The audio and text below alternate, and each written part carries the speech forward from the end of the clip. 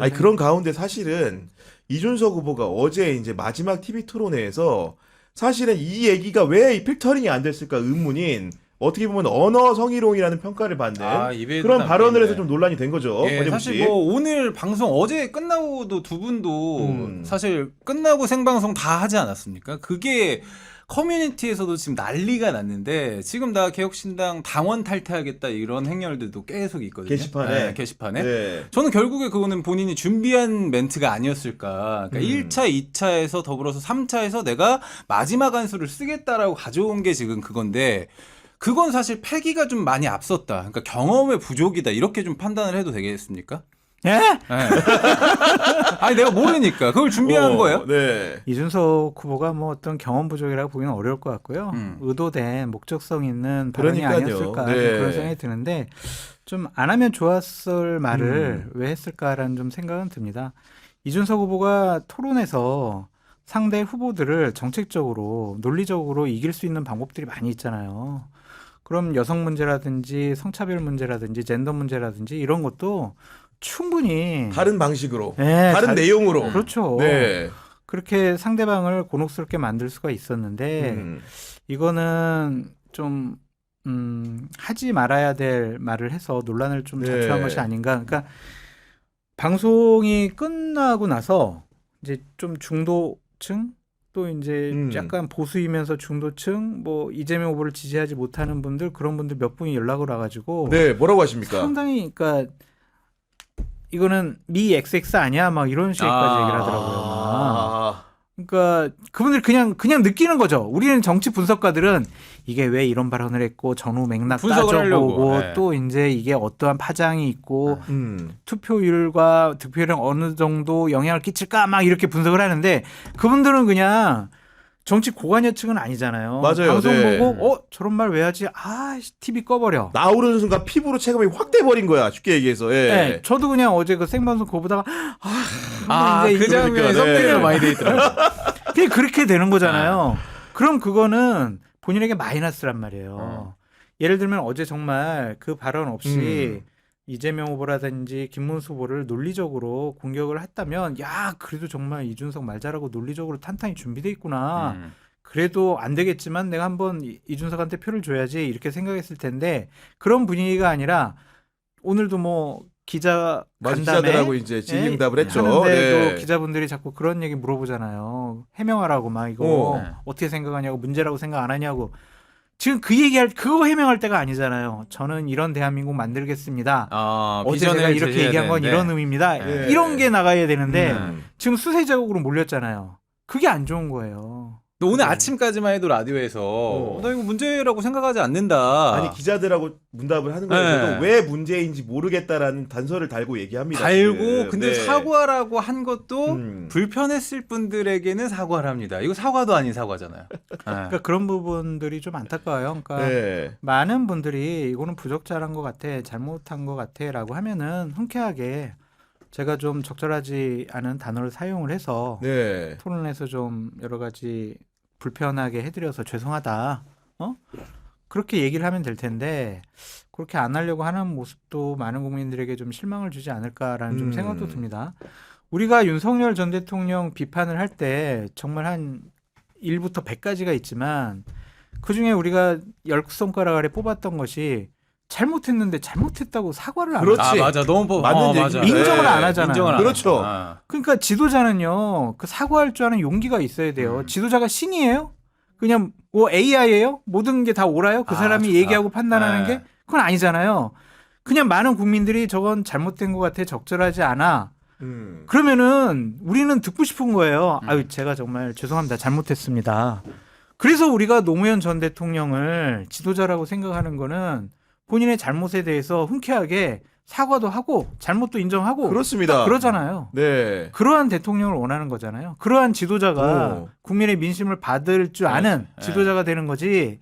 그냥 야씨 내가 이거 사과하면은 잘못을 인정한 거니까 나중에 법적으로 문제될 수 있어. 나 사과 안 해. 이거는 윤석열로 끝났으면 좋겠어요. 야 정말로 적확한 분석 같고 허재무 씨에게 궁금한 거는 네. 어쨌든 간에 허재무 씨가 90년대생 아닙니까? 그렇죠. 그러다 보니까 이준석을 주변에 지지하는 사람들이 꽤나 있을 것 같은데 어제 토론 이후에 분위기가 좀 변화되는 게 감지가 되는 건지 아니면 그대로 온고잉을 하는 건지 이런 부분이 좀 궁금하거든요. 그러니까 강성으로 지지하는 그러니까 맹목적 지지자들은 사실 오 시원하게 말 잘했다라고 하는 표현들까지 나오더라고요. 아 심지어 이걸 보고 심지어 근데 뭐 약간 온건하게 그래. 이준석한테 좀 기대 볼까? 우리 청년들이 먹고 뭐 연금 개혁이라든지 이런 부분들에 있어서 기대 볼까 하다가도 어제 그 발언 때문에 또 털어져 나간 분들, 그러니까 등 돌린 분들도 계시고 지금 사실 지지율을 앞으로는 못 보기 때문에 이게 이제 투표에 어떤 결과를 줄지는 모르겠는데 방금 소장님께서 노무현 얘기를 잠깐 하셨는데 아니 노무현 얘기를 이준석 후보가 엄청 얘기를 많이 하고 최근에 많이 다니지 했죠. 않습니까? 네. 노무현 정신을 이어받겠다 이런 얘기를 했는데 저는 어제 공산당 색깔론 얘기를 하는 걸 보면서 야 색깔론 때문에 가장 공격을 받았던 사람이 노무현 대통령인데 이 사람 입에서 이 노무현 정신을 이 말이 꺼낼 수가 나오나? 있나 네. 이거 너무 모순적이다라는 생각이 좀 들었거든요. 그런 부분에 공감이 가는 바이고 실제로 이제 TV 토론이라는 것은 우리 당의 핵심 자원들이 다 모여가지고 우리 후보를 위해 가지고 여러 차례 특히나 질문을 받는 부분도 준비하겠지만은 이 판을 흔들어야겠다는 생각이 있는 후보 입장에서는 질문을 누구에게 어떤 질문을 던질지를 굉장히 정교하게 준비할 것 같은데 어제 이준석 후보가 잘못한 부분 같은 경우에는 정교한 질문에서 다 실수가 나왔다는 겁니다. 그거는 기본적으로 개혁신당이라는 당내에서 이런 언어적인 성폭력의 문제들을 걸러낼 수 있는 여과 장치가 존재하는가라는 근본적인 물음이 닥쳤다는 게 공당으로서 약간 의심되는 바가 있는 거거든요. 그러니까 그러한 단어를 쓰지 않고도 충분히 토론이 가능한 문제였는데 그런 단어를 좀 자극적으로 쓴 것은 상당히 좀 부적절하고 잘못됐다라고 볼 수밖에 없고요. 그것을 좀 사전에 모니터링 못하고 끝나고 나서도 뭐 이동훈 대변인 같은 경우에 그러니까, 제 네. 친구거든요. 네. 아 가까우시니까 뭐가 네. 잘못됐어? 니들이 더 잘못이야. 이런 식의 메시지를 내는 것은 좀 옳지 않은 것 같다라는 좀 생각이 들고요. 잘할 수 있고 잘하는 것을 하면 됐었을 것 같다라는 네. 좀 생각이 들어요. 정말 정책적으로 법조인보다 법을 더 잘 알고 더욱더 논리적인 이준석 후보가 왜 그러한 선택을 했는지 또한 그 원고나 그 자료를 준비해 준 분들은 또 무슨 생각이었는지 그러니까 네. 좀 안타까운 부분이 있습니다. 그리고 이게 그렇다고 또 막 이준석 후보 뭐 또 어떤 평론가 저랑 친한 분이 30년 따라다닐 거라고 이 발언이 김준일 평론가님 말씀하셔도 됩니다. 네네. 그리고 뭐 또 이걸로 뭐 끝났다라든지 뭐 그런 건 아닌 것 어. 같고요. 이거에 대해서 진솔하게 좀 사과도 하고 반성도 좀 하고 다시 또 본인이 잘할 수 있는 여러 가지를 국민들에게 어필을 하면 두 자리 숫자 이상의 지지율은 기록할 수 있지 않을까. 근데 이제 문제를 하나만 더 짚고 넘어가면은 해명하는 과정에서 사실 누가 보더라도 이재명 후보 당사자 혹은 이재명 후보 가족을 염두에 둔 발언임이 분명한데 이걸 가지고 오늘 이제 형사 고발을 하겠다라는 논의들이 쏟아지다 보니까 거기에 대한 대처격으로 어떤 아이디어를 내냐면은 이거는 인터넷 게시글을 그냥 소개한 것이고 거기에 대해서 그 민주노동당 권영국 후보에 대한 의견을 물은 것처럼 뭔가 이제 최초의 의도가 이재명 후보를 겨냥한 게 아닌 것처럼 보일 수 있게 얘기하는 부분은 굉장히 어떤 생각이 드냐면은 차후에 처할 사법적인 유익, 예를 들면은 후보자 비방이라는 것은 비방의 당사자가 특정이 돼야 되는 부분이 있는 거고 그리고 명예훼손의 문제 같은 경우에도 예를 들면은 고의라든가 허위에 대한 인식이 중요한데 그런 사법 처리 부분을 피해가기 위해서 사전적으로 약을 치는 게 아니냐. 저는 이런 생각이 확 오는 겁니다. 저도 마찬가지인 게 사실 이거를 생각한 질문 자체가 이재명 후보한테 물어보려고 한 건데 이 질문을 권영국 후보한테 쓱 흘리거든요. 그러니까 쿠션 먹여서 네. 달라고 했던 거 아니야 이게? 어떻게 생각하십니까, 권영국 후보님? 하고 넘기는 작전을 지금 세워놓은 게 아닌가라는 생각을 했는데 왜 그렇게 넘긴 거예요? 그러니까 직접적으로 만약에 봤을 때 이재명 후보한테 물어볼 수도 있었던 눈알 많이 것들을- 굴러가시는데요 지금 보니까 지금. 아니 그럼 쓱 흘리면서 쓰리 쿠션으로 가려고 하는 거예요. 무슨 말이에요? 왜 그렇게 생각하세요?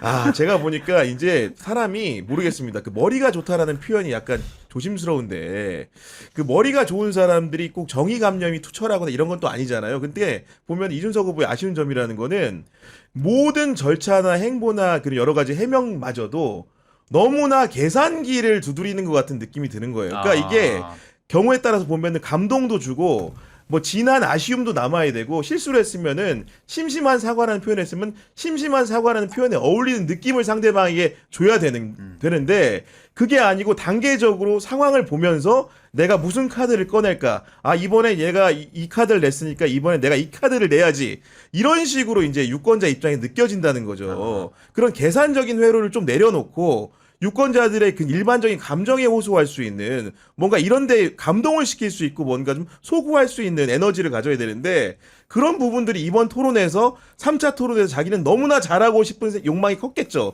그러다 보니까 이게 엄청난 실수로 이어지지 않았나. 다음에는 허재무 씨가 사회자 제가 사회를 봐야 될 것 같아요. 네, 구교영 기자님하고 같이 마주 앉아서 사설을 읽으신 것 같아요. 토론을 하는 그러한 좀 기회를 주시면 너무 감사하겠고요.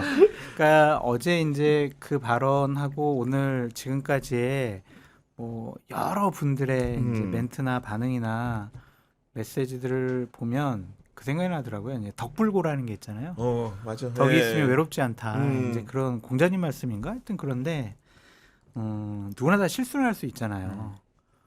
그러면은 그분이 이제 평소에 덕을 많이 베풀고 다른 분들에게 상당히 좀 인정을 좀 받고 그렇네. 네. 그러면은 공격의 강도가 이렇게 좀 약해질 수 있어요. 아유, 한 번 실수했는데 우리가 너무 심하게 하지 말자. 그런 공감대가 형성이 되어 있는데 이준석 후보를 공격하는 강도가 대단히 세더라고요. 특히 스피커들도 보면. 많이 그래. 네, 그래가지고 네. 이준석 후보가 그 발언 이후에 본인에게 가해졌던 그러한 여러 가지 비판적인 여론을 내가 나중에 이제 정말 대통령 되면 다 가만두지 않겠어. 이게 아니라 왜 그럴까? 내가 왜 그동안 왜 싸가지 없다라는 얘기를 왜 들었을까? 그렇죠. 네. 그것에 대해서 나는 국민들에게 싸가지 없는 행동은 안 했고 나는 그냥 뭐 정치권에서 정치인들한테 좀 뭐 내가 옳지 않다고 생각하면 싸가지 없게 행동했는데 이렇게 넘어가지 말고 좀 덕을 쌓는 다른 분들과 좀 잘 지내는 그런 계기로 삼았으면 좋겠다는 정말로 생각도 들어요. 이제 좋은 조언인 것 같고. 아니 솔직히 네. 이렇게 딱 쭉 모니터링을 해봐도 제가 제일 강도 낮게 비판도 하고 그렇죠. 그래도 너무 하지 마시라고 막 그런 사람이 저밖에 없더라고요. 대부분 유일해요, 평론가들도 유일해. 네. 잘 걸렸어야 보니까. 그러니까. 근데 그게 왜 그러냐면 이준석 후보가 여러 방송을 다니면서도 평론가들에게 뭔가 따뜻한 감정, 온기를 못 느끼게 한 겁니다. 예를 들면 차가운 이미지. 그리고 방송 와서도 예를 들면 장성철 소장님 같은 경우에는 워낙 이제 본인이 뭔가 호감을 가지는 요인이 따로 있으니까 그런 것 같은데 저도 이제 사석에서 들어보면 이재명 후보, 이준석 후보에 대해서 좋은 평가를 방송을 같이 했던 분들이 많이 안 하시는 이유가 그 사람의 컨텐츠 문제가 아니고 전적으로 태도에 달린 것들이 많았어요. 인성과 태도. 그런 부분들이. 예. 지도자가 되려면 태도도 상당히 중요합니다. 그렇죠. 그러니까 지식, 뭐 여러 가지 정책적인 문제, 현안을 파악하고 분석하는 여러 가지 상황, 지혜 이런 것도 중요하지만 태도로서 사람들은 평가하잖아요. 우린 그 사람과 얘기 나눌 수 있는 기회는 많지 않아요. 그렇죠. 잠깐 보는 거니까. 네. 예. 그 사람의 그 당시에 이제 태도라든지 말투라든지 이런 걸 가지고 평가를 할 수도 있잖아요. 그런 것도 이번 기회를 통해 가지고 좀 조심하면 좋겠고 다시 한번 가다듬었으면 좋겠고 제가 실수하면 나중에 좀 아이템에서도 좀 빼주시고 비판도 좀 약하게 해주시고 아니, 그럼 지금 이 판국에서 이준석 후보가 어떻게 보면 약간 흔들릴 요인이 생긴 건데 네. 흔들릴 요인이 발생한 상황에서 실제로 국민의힘 측 김문수 후보 측에서는 이 사태를 어쨌든 선거에 유리한 국면으로 가져가겠다고 판단한다면은 그러겠죠. 어떤 액션이 나올 가능성이 높아 보입니까 지금? 계속 뭐 공격을 하겠죠. 이준석 후보를 상대로도. 네, 네. 계속 공격을 하고 문제를 계속 부각시킬 수밖에 없죠. 그렇게 이준석 후보 표가 빠지면은 어쨌든 김문수 후보에게 더 많이 갈 수밖에 없는 구조가 전이가 되잖아요. 되니까. 네. 김문수 후보로서는 이준석 후보의 표를 거의 한 7, 8% 아니면 6, 7%로 다운시키면 40% 넘을 수 있어라고 생각을 한다면 공격의 강도를 상당히 뭐 세게 할 가능성도 있어 보여요. 사실 한때 이제 천하용인이라고 불렸던 그렇죠. 김용태 김용태. 비대위원장이 네. 지난번에 한번 그 이준석 후보한테 쫑크를 먹지 않았습니까? 아. 예를 들어가지고 이제 내 배우자 앞에서. TV 토론 제안하니까 너 혼나. 용태 말이야 너 앞에 있었으면은 혼나. 엄청 혼났을 거야 이랬는데 매겼어요. 김용태 위원장 똑같이 기다리고 매겼어요. 있다가 이번에 네. 이준석 후보가 제 옆에 있었으면 혼났을 것이라는 네. 말을 되돌려주겠다. 약간 소프트하지만 돌아왔습니다. 지금 보니까. 그러니까 이제 대로주고 말로 바꾸면 다 그러는 건데 네. 참 이 자존심과 잘남 갖고 정치 지도자가 될 수는 없어요. 그러니까 지금은 그래도 상대적으로 젊기 때문에 그분의 정말 번쩍이는 아이디어라든지 화려한 언변 그런 거 사람들이 야 정치 지도자다라고 생각할 수 있지만은 네. 어쨌든 대한민국의 지도자나 대통령이 되겠다는 분들은 일단 인성, 태도, 도덕적인 면 이런 것이 기본적으로 갖춰져야 되겠죠. 그래서 그러니까요. 네. 본인을 가다듬는 계기로 삼았으면 좋겠습니다. 근데 좀 아직 꿈속에 있는 것 같은 게 국민의힘이 그만해 이제. 비판을 세게 안 하더라고. 단일화 오늘 저녁까지 열어놓은 느낌이어가지고 비판을 세게는 안 하더라고. 아니 그러니까 이제 장소장님이 여러 방송에서 밝혔지만은 어쨌든간 내일부터 사전 투표가 시작되기 그럼요. 때문에 네. 우리 통례상 보면은 단일화는 좀 어렵다고 보는 게 어려워요. 당연히 네. 맞는 거고 혹시나 만에 하나 기대를 일부 국민의힘에서 하는 부분들은 이런 국면 속에서 혹시 사전 투표를 전후로 한 단일화가 만에 하나라도 있을 수 있지 않냐는 얘기도 나오는데 불가능해요. 전혀 불가능한 상황인 거죠 네, 지금. 단일화는 그냥 우리 아이템에서 빼도 괜찮을 만큼 진짜로. 네. 그냥 가능성이 없는 사안이다라고 보여지고요. 네. 근데 심심치 않게 단일화 이슈를 꺼냄으로써 국민의힘을 지지하거나 보수파 지지자들에게 이준석은 그래도 본투표 전날에 사퇴할 수도 있어요. 아 그런. 그럼 네. 사표 방지 심리가 있잖아요. 그렇죠, 네. 그러면 김문수 후보에게 표가 이동할 가능성이 있기 때문에 음. 그냥 이전처럼 스토킹하는 듯한 단일화 이슈 제기가 아니라 그냥 느슨하게라도 계속 단일화 얘기는 할 것 같아요. 네. 제가 얼떨결에 지금 평론 자리에 앉았는데 궁금한 걸 적어오긴 했는데 질문 하나만 해도 되겠습니까? 짧게 하세요. 짧게요. 구교영 기자님한테 여기다 하세요. 할까요? 만약에 뭐 된다라는 가정은 아니지만 네. 단일화가 안 됐잖아요. 네. 단일화가 안 되고 만약에 이재명 후보가 대선에 승리를 합니다.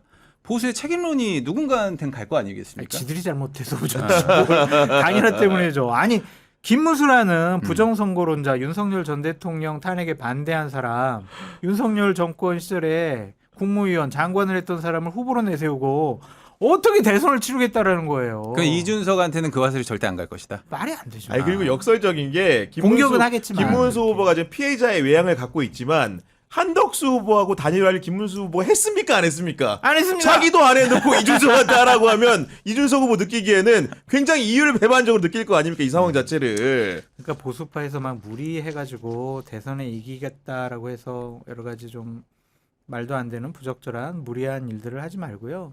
어쨌든 대선 이후에 보수파가 어떻게 살아갈 수 있을까 그것을 준비하는 그런 대선이 중요해 보여요. 그러니까 네. 이거는 독약 같은 거거든요. 박근혜 찾아가고 이명박 찾아가고 그렇죠. 유경수 여사 네. 막 생가 찾아가고 생각하고. 윤상현 같은 사람 선대위 공동선대위원장 시키고 지금도 지금 잘랐다는 얘기가 정확하게 확인이 안 됩니다. 잘랐죠. 예. 그런 독약이에요, 독약. 그냥 지지층 결집시키기 위해서 그냥 그러한 태도를 보이는 건데 이거는 대선 이후에 보수파가 개혁되고 변화되고 새롭게 태어나야 된다라는 측면에 있어서는 독약과 같은 거죠. 바닷물 마시면 죽어요, 목마르다. 아니 근데 실제로 김문수 캠프 얘기를 지난주부터 계속 여쭙고 있는데 김문수 후보 자체는 어제 TV 토론도 보더라도 뭔가 열의를 가지고 하는 건 느껴지는 게 뭐 여러 가지 방면 확인이 되는데 실제로 캠프 분위기가 그를 서포트하는 사람들의 분위기는 좀 실제로 어떤 건지 궁금하거든요. 아니 그냥 이재명 공격해야 된다라는 거죠. 그냥. 무조건. 네, 그거 방법이 말고는 없어요. 없죠. 지지층 네. 결집 하나, 이재명 공격 하나, 네거티브 강화 이거밖에 없잖아요. 어제 TV 토론 봐보세요. 저는 뭐 그러한 문제 제기는 가능하다고 생각하는 사람인데 그거를 똑같이 3번, 4번이나 계속 반복한다는 게 맞습니까? 대한민국 지도자가 되겠다라는 분들이 모여서 정치 개혁과 국민 통합, 개헌, 외교, 안보 이런 것과 관련해서 자기의 앞으로의 정책과 식견, 계획 이런 것들을 토론하는 자리잖아요. 맞아요. 맞습니다. 거기에 이재명 후보의 옛날엔 이랬고 주위의 측근들은 다 지금 사망 돌아가셨고 이것만 계속 3-4번 물어보는 게 맞냐 이거예요. 제가 저 캠프에서 선거 전략이나 방송을 한다면은 저렇게 안 해요. 지도라도 좀 멋있게 줘야죠. 그러니까 보수파가 결국엔 너희들 하는 거는 이재명 공격하는 거밖에 없지. 네. 이렇게 그냥 매도당하게 되면요. 이재명 후보가 대통령이 돼서 국정 운영을 잘못하더라도 그 대안으로 국민의힘을 선택 안 할 가능성이 높아요. 아, 크죠. 네. 그걸 또 그렇게 또 이렇게 아니 자신 국민의 힘이 남아 있을란가 모르겠네요. 네. 그럴란가 모르겠네요. 네. 저도. 아니